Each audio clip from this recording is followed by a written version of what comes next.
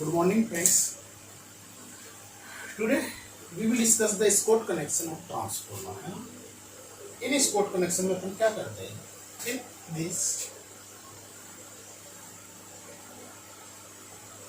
Three phase को अपन convert करते हैं टू फेज पावर सप्लाई। इसमें अपन टू ट्रांसफॉर्मर यूज करते हैं। Two transformer are three phase power को आप या थ्री फेज कनेक्शन को आप two phase balance three phase को balance two phase power supply में आप कन्वर्ट करते हैं। टू ट्रांसफॉर्मर आप यूज करते हैं। पहला ट्रांसफॉर्मर होता है आपका मेन ट्रांसफॉर्मर और एक होता है आपका ऑक्सिलरी या फिर आप टीएसडी ट्रांसफॉर्मर, ऑक्सिलरी या टीएसएस ट्रांसफॉर्मर। हाँ, इसको आप टू फेज कन्वर्जन में करते हैं। ठीक है,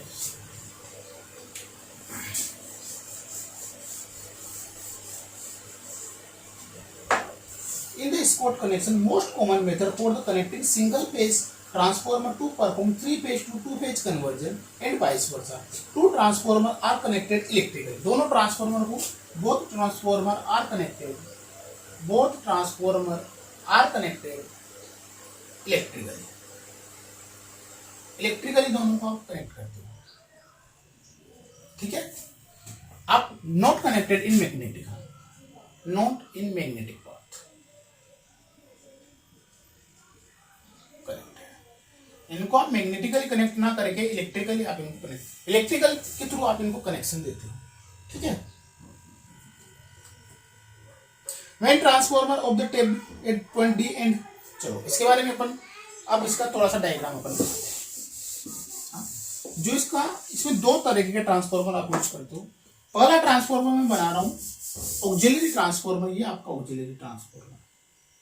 अब जो एक्सिलरी ट्रांसफॉर्मर है इसको आप ऐसे टेप करते हो।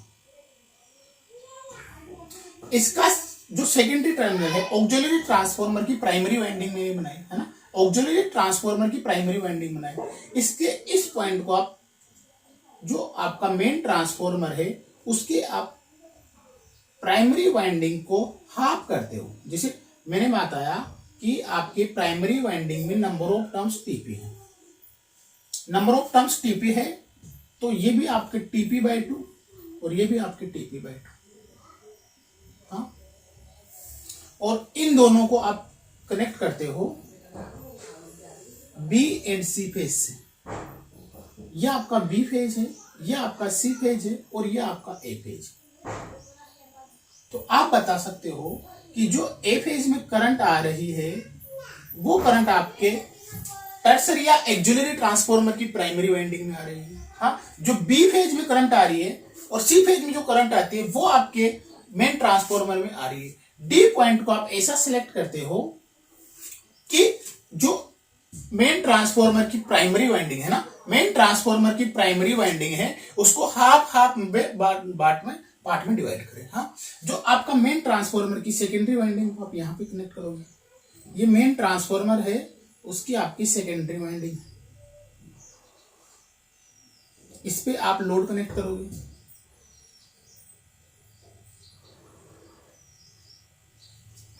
इसमें मैंने करंट अज्यूम कर रखी है I2M, इसके अक्रॉस मैंने वोल्टेज भी अज्यूम कर रखा है V2M। इसके number of terms T of S है।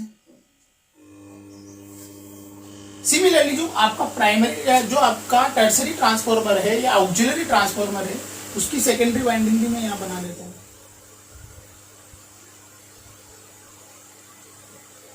ये उसकी सेकेंडरी वाइंडिंग, यहां पे आपने कोई लोड कनेक्ट कर रखा है। देखो, एक फेज ये हो गया, एक फेज ये हो गया और एक फेज ये हो गया, phase first and phase second. हाँ, यहाँ पे जो सेकेंडरी करंट फ्लो हो रही है मैं उसको अज्यूम कर लेता हूँ I2 और इसके अक्रॉस जो वोल्टेज आ रहा है वो V20। ठीक है, इतना अपने को समझ में आना चाहिए। यह आपका टर्सरी ट्रांसफॉर्मर है, यह आपका मेन ट्रांसफॉर्मर है। हाँ, टर्सरी ट्रांसफॉर्मर का इलेक्ट्रिकली कनेक्शन करते हो आप मेन ट्रांसफॉर्मर के प्राइमरी वाइंडिंग के हाफ टर्न्स को डिवाइड करके। हाँ, इन दैट केस वोल्टेजेस, है ना, पर टर्न वोल्टेज इंड्यूस वोल्टेज पर टर्न अपन सेम मानेंगे। कोई सा भी ट्रांसफॉर्मर हो पर टर्न्स वोल्टेज इंड्यूस वोल्टेज पर टर्न्स आपका सेम है। ये नहीं है कि भाई मेरा प्राइमरी वोल्टेज में एक टर्न में 0.5 वोल्टेज है, सेकेंडरी में आपका 0.2 वोल्टेज है, अलग अलग नहीं है। 0.5 अगर यहाँ पे है तो यहाँ पे भी 0.5 है, यहाँ पे 0.5 है, यहाँ पे 0.5 है और यहाँ पे भी 0.5 है। ठीक है, इतना अपने को समझने में आ गया। मैंने इसका स्पॉट कनेक्शन का बेसिक डायग्राम बनाया। ये फेज फर्स्ट की तरह वर्क करेगा तो ये फेज सेकंड की तरह वर्क करेगा, ये फेज सेकंड की तरह वर्क करेगा तो ये फेज फर्स्ट की तरह वर्क करेगा। ठीक है, अपन ने इसका डायग्राम बनाया। इसमें जितने भी पैरामीटर थे मैंने उसको डिस्कस कर लिया। चलो एक बार और लिख लेते हैं। अपन ने अज्यूम कर रखे हैं कि जो नंबर ऑफ टर्म्स है प्राइमरी में टीपी है, नंबर ऑफ टर्म्स है सेकेंडरी में टी ऑफ एस है, ये भी टी ऑफ एस, सेकेंडरी में number of terms T of S है। हाँ, तो प्राइमरी का सेकेंडरी से टर्म्स रेशियो आपका सेम रहेगा, प्राइमरी का सेकेंडरी से आपका टर्म्स रेशियो सेम रहेगा।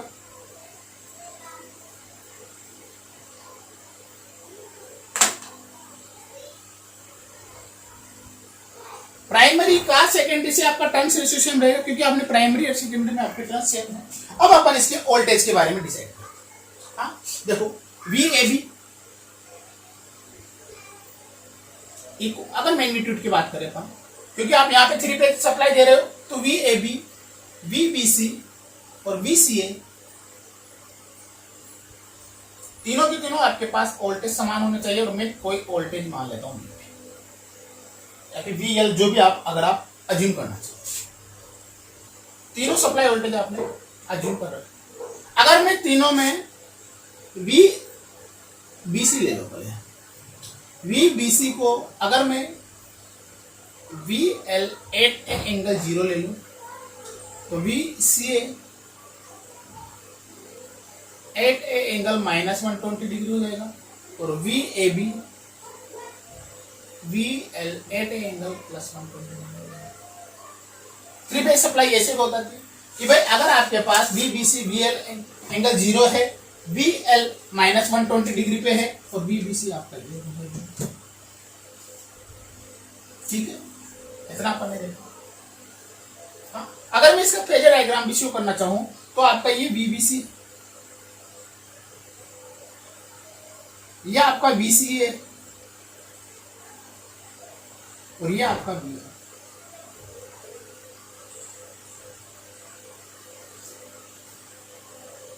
ठीक है, हाँ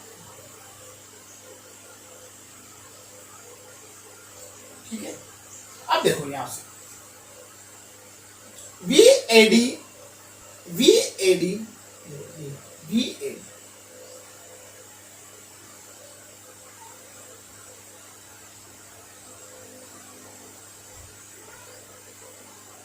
और VBC देखो। हाँ, क्या मैं VBC को ऐसे लिख सकता हूं? VBC, चलो इसको मैं मिटा देता हूं थोड़ा सा।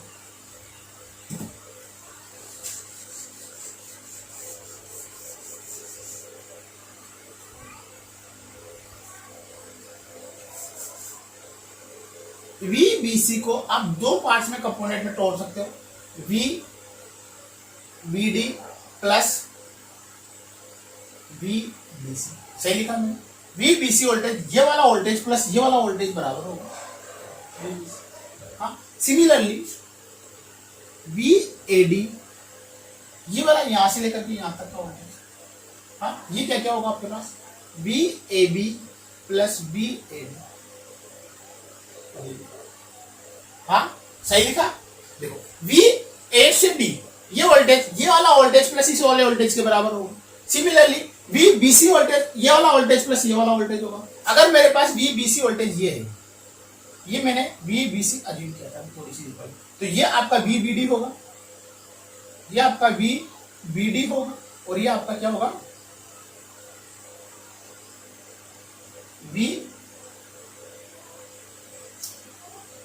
VDC होगा। हाँ, और ये आपका VAD होगा।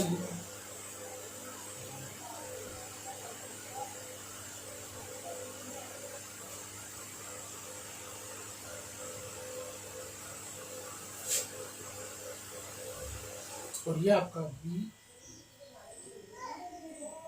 ए डी हो गया। V B D plus V A B equal to V A D, V B D plus V A B equal to V A D.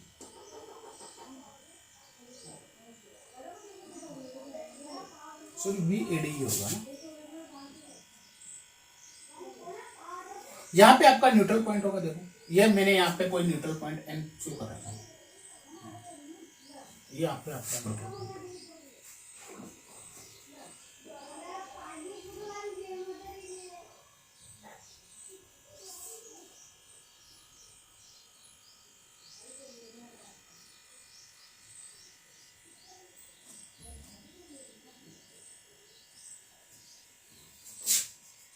चलो उसको मैं दोबारा बना देता हूँ एक बार, तो अच्छी तरह से हो जाएगा आपके।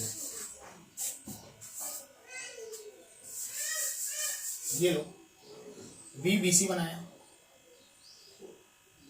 ये वी बी सी, तो ये आपके पास ये वी बी डी इधर ले लो और वी डी सी इधर ले लो। हाँ तो वी बी डी में आप वी ए बी जोड़ोगे, वी ए बी ये रहा, ये वी ए बी ये रहा, इसी डायरेक्शन में बनाओ वी ए बी, तो ये क्या होने वाला है आपके पास वी ए डी, ये आपके पास वी ए डी हो जाएगा। हाँ या फिर आप वी ए सी में जोड़ दूं, ये लो वी ए सी में जोड़ दूं, तभी आपका वी ए डी होगा। समझने में एक बार और रिपीट कर देते हैं। चलो ये V A B, V B C, इसको मैंने दो पार्ट्स में डिवाइड कर दिया, V B D V D C. हाँ दोनों कंपोनेंट लिखते हैं। अगर मैं वी बी डी में अगर मैं वी बी डी में वी ए बी जोड़ देता हूं, तो मैंने वी बी डी में वी ए बी जोड़ दिया, वी ए बी की डायरेक्शन यही है, ये वी ए बी, तो ये दोनों किसके बराबर हो जाएंगे, वी ए बी। या फिर मैं वी ए सी में भी जोड़ सकता हूं।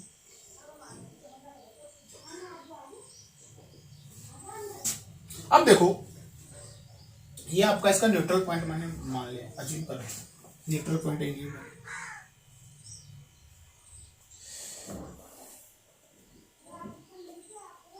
हाँ अब ये लिखने की जरूरत तो नहीं ना कि डी डिवाइड करता है बीसी को आपको हाफ हाफ एंगल पे, जहां पर चलो लिख लेते हैं थोड़ा सा इसको ना, ये फेजर डायग्राम में भी आप काम आने वाला है। डी डिवाइड्स करता है प्राइमरी ऑफ मेन ट्रांसफॉर्मर की प्राइमरी को डिवाइड्स करता है in equal terms.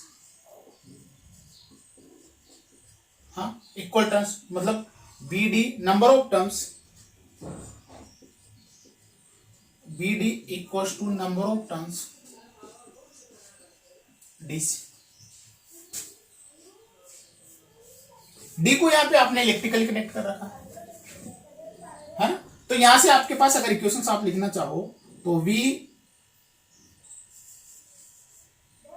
D B और वी डी सी दोनों बराबर होंगे, इन दोनों का वोल्टेज बराबर होगा क्योंकि नंबर ऑफ टर्न्स सेम है, नंबर ऑफ टर्न्स सेम है, वोल्टेज इंड्यूस पर टर्न्स भी आपका सेम है, तो इन दोनों का वोल्टेज सेम होगा।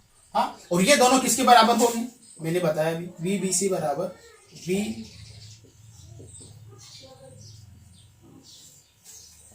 दोनों का फेजर समेशन आपके पास किसके बराबर होगा, वी बी सी। हाँ और वी ए डी क्या होगा, वी ए डी भी मैंने भी बताया आपको, वी ए बी प्लस।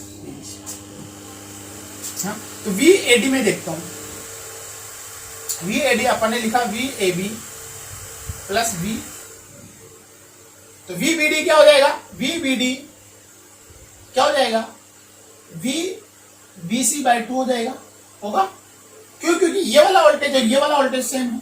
हाँ वी बी सी बाई 2,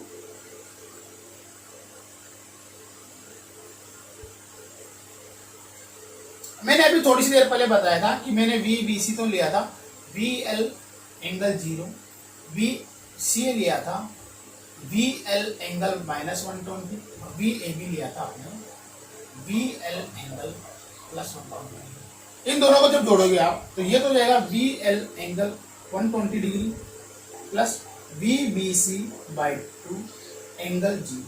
जब इन दोनों को जोड़ोगे आप तो आएगा वी एल एंगल ओ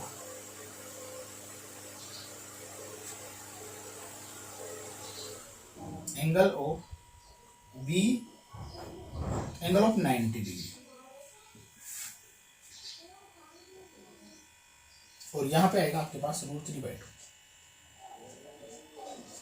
इनका जब फेजर एडिशन करोगे आप तो √3/2 B L angle of 90 degree. देखो ये वाला एंगल 90 डिग्री पे आ गया, तो ये वाला एंगल 0 पे आएगा इसलिए क्योंकि यहाँ पे आपके पास वोल्टेज यहीं पे रेफर करेगा, वीबीसी का वोल्टेज यहाँ पे रेफर करेगा। हाँ, लेकिन यहाँ पे आपका एंगल क्या आएगा, वोल्टेज क्या आएगा वीएल, क्योंकि यहाँ पे वीएल है ना बीबीसी के क्रॉस, तो यहाँ पे भी वोल्टेज वीएल आएगा। हाँ, तो मैं क्या करूं, मैं यहाँ क्या करूं, एक ऐसी टेपिंग करूं कि ये वाला वोल्टेज आपके पास पूरा का पूरा जाए। हाँ, वीएल, तो मैं यहाँ पे √3/2 से टेपिंग कर दूंगा तो यहाँ पे पूरा वीएल आएगा। √3/2 से ही मैं टेपिंग कर दूंगा, यहाँ पे √3/2 से टेपिंग। हाँ, समझने में आई बात। देखो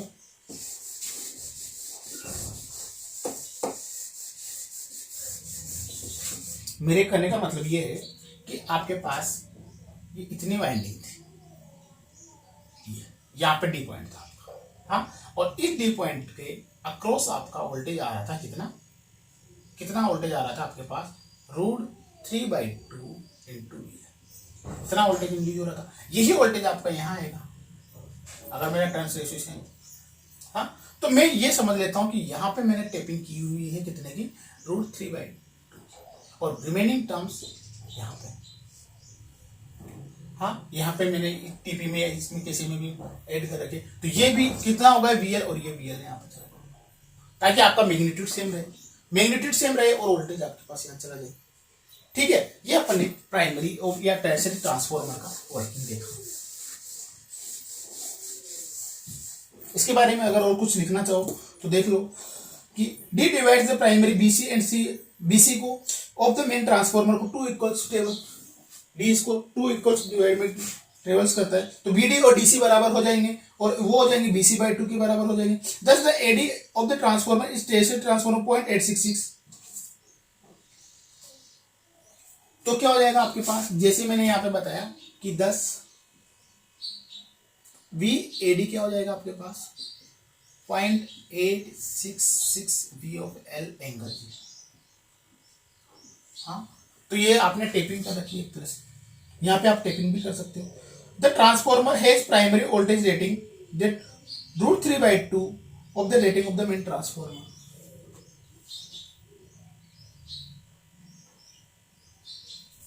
अब आप सेकेंडरी की तरफ चलते हैं, अपन सेकेंडरी साइड की तरफ चलते हैं। हाँ, सेकेंडरी साइड में अपन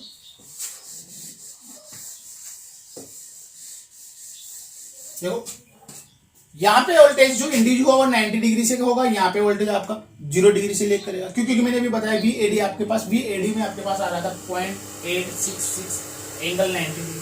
हाँ, VL एंगल 90 डिग्री, तो ये वाला एंगल यहाँ पे रेफर होगा, और यहाँ पे 0 एंगल आ रहा है तो ये वाला एंगल यहाँ पे 0 होगा, क्योंकि VBC का वोल्टेज अपने पास देखा था अपन। देखो VAD तो अपने पास आ रहा है 0.866 VL 90 डिग्री, और VBC अपने पास आ रहा है कितना, VL एंगल 0। हाँ, तो ये वाला एंगल तो यहाँ पे रेफर होगा। हाँ, तो अपन बोल सकते हैं V2M जो आएगा, ये वाला V2M आएगा, उसका एंगल होगा आपके पास यहाँ पे, उसका वोल्टेज होगा और एंगल होगा 0। हाँ, सिमिलरली आपके पास जो V2T आएगा उसके पास VL 0.866 इंटू एंगल होगा 90 डिग्री। ये भी अपने पास सही आ गया। हाँ, ठीक है, देखो यहाँ पे आपके पास 2 फेज सप्लाई आ गई, क्योंकि 90 डिग्री का फेज डिफरेंस आ गया, आपके पास VL आ गया, कुछ भी जो भी आपके पास। हाँ, लेकिन मेरे पास ये 0.866 को VL में अगर कन्वर्ट करना है, इसको भी अगर मैं VL में कन्वर्ट करना है, तो मैं यहाँ पे 0.866 की टेपिंग कर देता हूँ, ये डी पॉइंट को मैं 0.866 टर्न्स पे लेता हूँ। हाँ, देखो सिंपल सी बात है, ट्रांसफार्मर की केस की बात कर रहा हूँ मैं, ट्रांसफार्मर की केस की बात कर रहा हूँ। देखो इसको टेपिंग कैसे करते हो, ये आपके पास कितने टर्म्स है, TP टर्म्स, कितने टर्म्स है आपके पास, TP टर्म्स। अगर मैंने यहाँ पे 0.866 टीपी टर्न्स पे पॉइंट डी लिया, ठीक है, पॉइंट डी लिया यहाँ पे मैंने, तो सेकेंडरी में आपका कोई इफेक्ट थोड़ी पड़ेगा। सेकेंडरी में तो आप प्राइमरी को कंसीडर करोगे, न्यूट्रल को कंसीडर करोगे, तो यहाँ पे तो आपने कनेक्ट कर दिया इसको, कोई प्रॉब्लम नहीं है।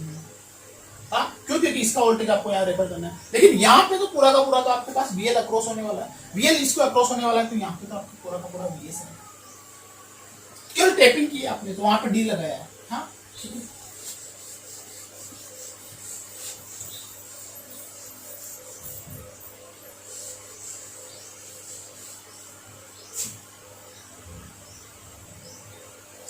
अब यहां पे मेरे को पता चला कि V2M तो कहां आएगा आपका, यहां पे V2M तो VBC की जगह आएगा। इसको थोड़ा नीचे बना लेते।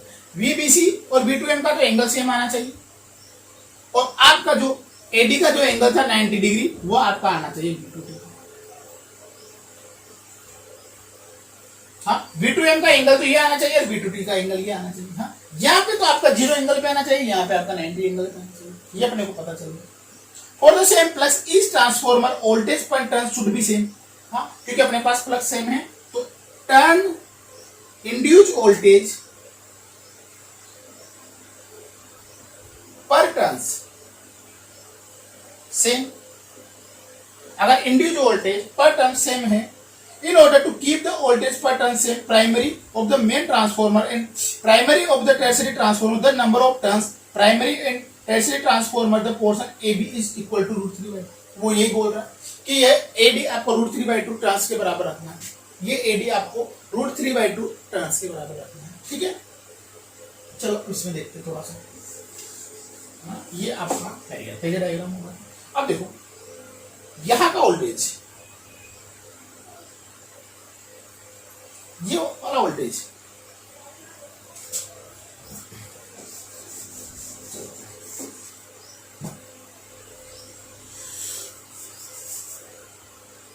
VS1 सेकेंडरी, इस वाले ट्रांसफॉर्मर की सेकेंडरी की बात कर रहा हूं, इस वाले ट्रांसफॉर्मर डिवाइडेड बाय VAD,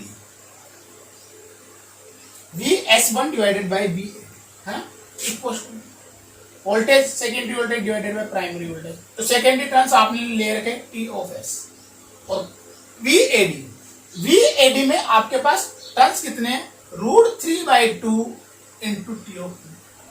भाई आपने टैपिंग की है, T ऑफ P की √3/2, हाँ, इक्वल टू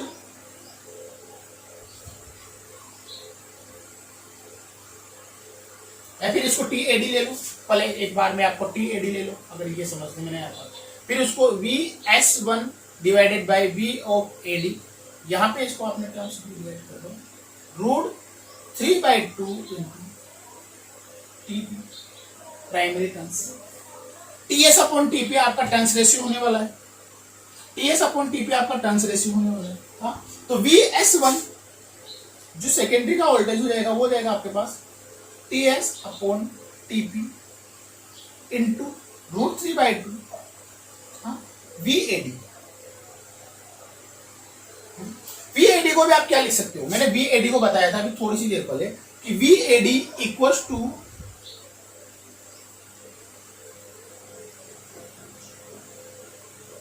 VAD को आपने बताया था कि ये क्या है, √3/2 इंटू V ऑफ L के बराबर। √3/2 से √3/2 कैंसिल हो जाएगा, और आपका जो सेकेंडरी का जो वोल्टेज आ जाएगा वो कितना आ जाएगा, TS अपॉन TP।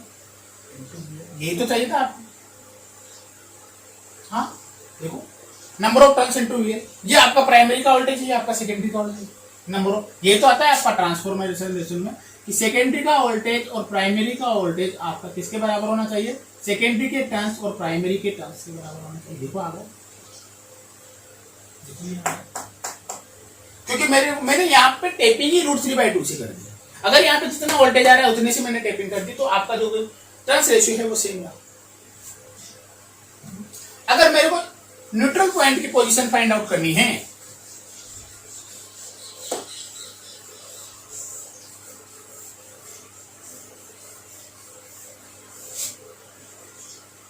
ये वाला neutral point, find the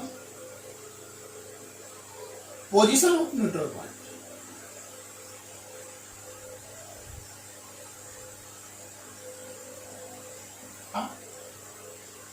star connection है। तो स्टार कनेक्शन में VAN न्यूट्रल, ए से लेकर के न्यूट्रल तक कितना हो जाएगा, VL/√3 होना चाहिए भाई। लाइन वोल्टेज फेज वोल्टेज का √3/2 होता है, फेज वोल्टेज लाइन वोल्टेज का √3/2 होता है। हाँ, ये अपने से मेरे को ये भी पता है VA से लेकर के D तक है अपने पास √3/2 × 2 डिवाइडेड बाय VL, ये भी मेरे पास पता है। ए से लेकर के D तक कितना वोल्टेज है। अगर मैं VAD क्या हो जाएगा आपके पास, VAD है आपके पास VA(n) + VND। देखो A(n) + ND के बराबर ही तो VAD है पास। तो यहां से मैं VND की वैल्यू निकाल लूंगा।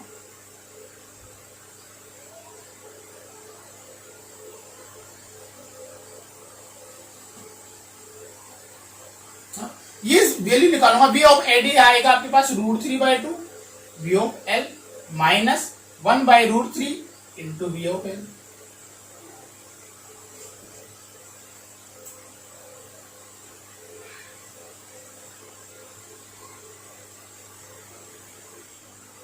तो इसको आप लिखोगे तो यह आ जाएगा आपके पास VL divided by 2√3 × 2/√3 VL divided by 2/√3 common लो गया तो यहां से तो √3 3 - 2 VL। ठीक है, चलो अब ये लिखने की जरूरत नहीं कभी VA(n) A to N कहां का वोल्टेज है, VA to D कहां का वोल्टेज है, VN to D कहां का वोल्टेज है।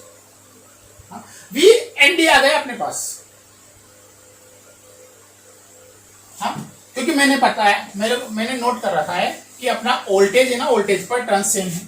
तो अगर मैं VAN में VND का रेशियो, मतलब क्या ले रहा हूं मैं, यहां का वोल्टेज और यहां का वोल्टेज का रेशियो लेना चाहता हूं, यहां का वोल्टेज और यहां का वोल्टेज का रेशियो लेना चाहता हूं। तो VAN है अपने पास VL डिवाइडेड बाय √3 और VND है आपके पास VL डिवाइडेड बाय 2√3। √3 से √3 कैंसिल हो जाएगा, 2 अनुपात 1। तो मतलब मैं क्या जानना कि आपका जो VA(n) वोल्टेज आएगा वो 2 टाइम्स आएगा VND से, ये है। हाँ, या फिर मैं ऐसे लिख सकता हूं कि नंबर ऑफ टर्न्स AN के 2 टाइम्स होंगे नंबर ऑफ टर्न्स ND के। हाँ, तो आपने न्यूट्रल पॉइंट को कहां पे शो कर दिया कि मैंने न्यूट्रल पॉइंट को मेरा A ऑफ D को मैंने 2:1 में डिवाइड कर दिया। हाँ, तो 2 पॉइंट तो किसका आ गया आपका A(n) का और 1 पॉइंट किसका आ गया आपका N ऑफ D। हाँ भाई, इसको आपने 3 पोर्शन में डिवाइड कर दिया 1 1 1 इक्वली, तो 2 पोर्शन तो इसका आ गया, 1 पोर्शन इसका आ गया। तो आपने न्यूट्रल पॉइंट को कहां पे सेट कर दिया, 2:1। हाँ, देखो यहाँ पे आपका रेशियो हो गया 2:1 पूरे टोटल। ये आपका 1/2 ये वाला पॉइंट टेपिंग कर दिया आपने 0.866। हाँ, यहाँ पे जितना वोल्टेज मिलना चाहिए था वहां पे इतना वोल्टेज मिला। मैग्नीट्यूड दोनों का सेम आ गया और फेज एंगल इसका 90 डिग्री आ गया। फेज एंगल 90 डिग्री लाने के लिए अपने को यहाँ पे 0.866 से टेपिंग करनी पड़ी। हाँ, ट्रांसफॉर्मर पूरा यूज किया आपने, लेकिन 0.866 से टेपिंग किया इसके लिए कि अपने 90 डिग्री एंगल आ जाए। ठीक है, आपने न्यूट्रल पॉइंट की पोजीशन भी फाइंड आउट कर ली।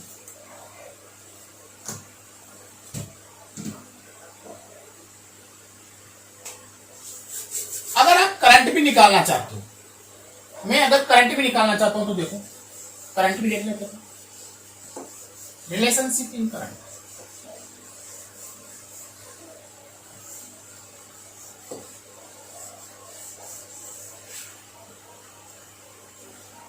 रिलेशनशिप करंट कौन से, इनपुट करंट एंड आउटपुट है ना, इनपुट एंड आउटपुट करंट की होता है। अब मेरे को ये पता है कि आपका एमएमएफ रेशियो दोनों तरफ सेम होता है। चलो इसमें थोड़ा सा अपन लिख लेते हैं कि I1M मेन ट्रांसफॉर्मर की करंट है, वो भी primary side. I2M main transformer की करंट है, वो भी secondary side. I1T tertiary transformer की करंट है वो भी primary side, I2T tertiary transformer की करंट है वो भी सेकेंडरी साइड। इतना सा अपन खुद मेंशन कर सकते हैं क्योंकि मैंने यहाँ पे लिखा। हाँ, तो मैं यहाँ पे ये जरूर लिख सकता हूं कि जो I1T है टर्सरी ट्रांसफार्मर की करंट प्राइमरी साइड वो क्या I ऑफ A के बराबर होगी। सही तो। हाँ, सिमिलरली जो आपके पास I ऑफ 1M है primary current, I of 1M है वो आपके पास IB माइनस IC के बराबर होगी।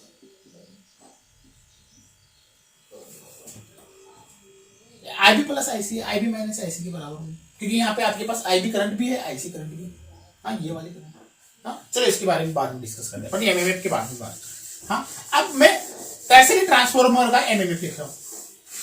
टर्सरी ट्रांसफार्मर का एमएमएफ इन प्राइमरी साइड क्या एमएमएफ ऑफ पीएसएफ ट्रांसफार्मर या एक्सिलरी ट्रांसफर।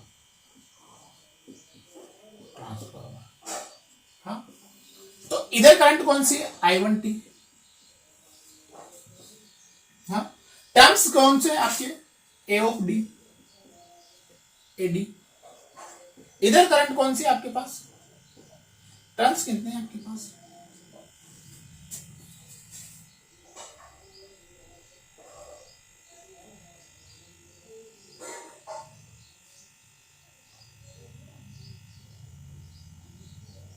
ठीक है। और फिर balance condition,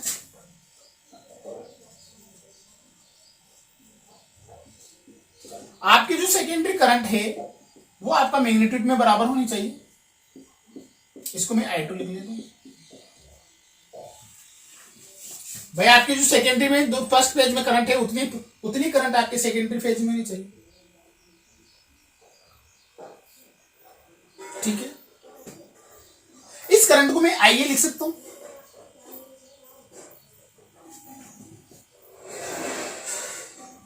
T of AD कितना था √3/2 into T of P equal to, इसको मैं I2 लिख सकता हूं और ये T of S।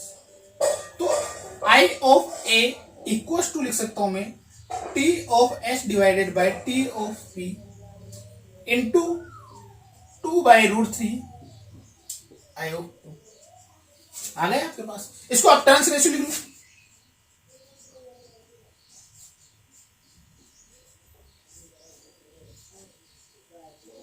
Turns ratio A लिख लो।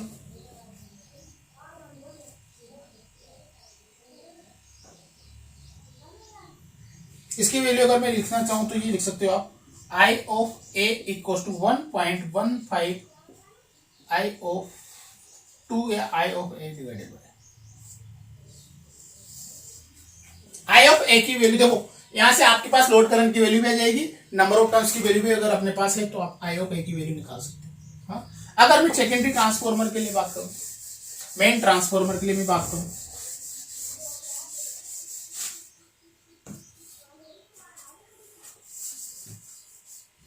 मेन ट्रांसफार्मर के लिए एमएमएफ इक्वेशन की बात करूं मैं। हाँ, देखो यहां पे कौन सी करंट है IB, I of V into TP/2 है। हाँ, माइनस है आपके पास IC into TP/2। Current into number of turns MMF होता है, इक्वल टू आ जाएगा आपके पास I2M into T of S।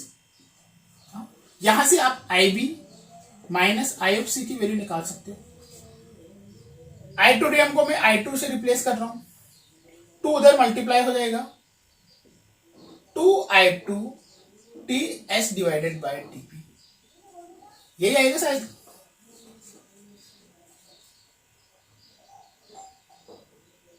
या फिर इसको नंबर ऑफ टर्न्स लिख लो।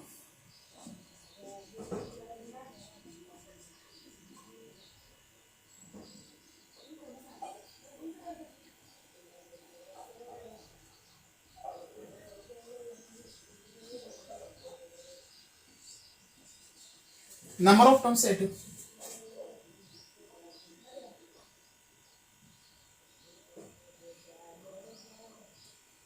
ठीक है। चलो यहाँ पे दोनों करंट एक साथ आ गए, IB भी एक साथ आ गए और IC भी एक साथ आ गए। अगर मैं एक इक्वेशन से लगा दूं IA, क्योंकि बैलेंस इक्वेशंस के लिए IA, IB और IC तीनों की तीनों क्या होती है, 0 होती है। तो यहां से आपके पास IA क्या आ जाएगी, एक करंट ले लो, IB ले लो या IC ले लो। IB ले लेते हैं अपन। IB करंट क्या जाएगी आपके पास, माइनस IA माइनस IC। हाँ, इस वाली वैल्यू में यहाँ पुट कर दूं, मैं ये वाली वैल्यू में यहाँ पुट कर दूं।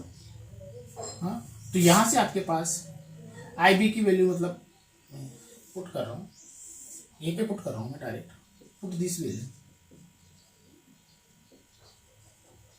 ऑफ IB इन इक्वेशंस, ये कोई भी इक्वेशंस ले लो। हाँ, इसकी वैल्यू में यहाँ पुट कर दूंगा डायरेक्ट, तो IB minus IA minus IC equals to, sorry IB की वैल्यू है माइनस माइनस प्लस हो जाएगी आपके पास। चलो IC की रखो, IC की है ना, IC की रखो, IC की वैल्यू रख दो यहाँ पे IA माइनस IB हो जाएगा ना। IC की रखो, IC की रखते क्योंकि माइनस माइनस प्लस हो जाएगा, IB plus IA plus IB equals to 2I of B equals to 2I2 divided by A minus I। और I of A की वैल्यू आप निकाल चुकी हो, I of A की वैल्यू आप निकाल चुकी हो। I of A की वैल्यू अपने को पास आई थी √3/2 A, √3A/2 into I of B, या फिर I of A की वैल्यू यहाँ पे अपने के पास मेरे को कैलकुलेट की थी मैंने। I of A की वैल्यू अपने को आई मिली थी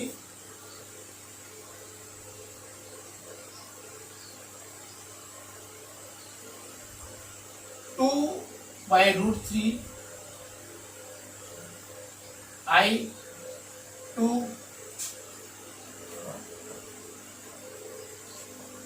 डिवाइडेड बाई, ये वैल्यू आप यहाँ पे पुट करोगे तो आपके पास IB की वैल्यू आ जाएगी। ये वाली वैल्यू आप यहाँ पे पुट करोगे तो I of B की वैल्यू आएगी, और मैं I of B की वैल्यू डायरेक्ट लिख रहा हूँ। IB आ जाएगा आपके पास 1/2 IA, IA के फॉर्म में लिख लो 1/2 IA, एक्सक्यूज मी,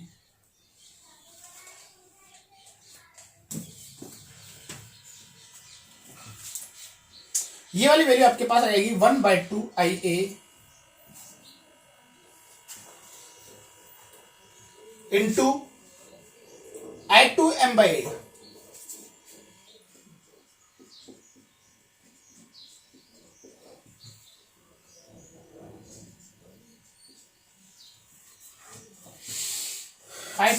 I2M या I2 लिख लो इसको।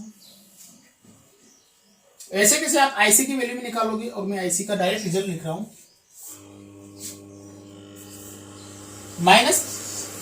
-1/2 IA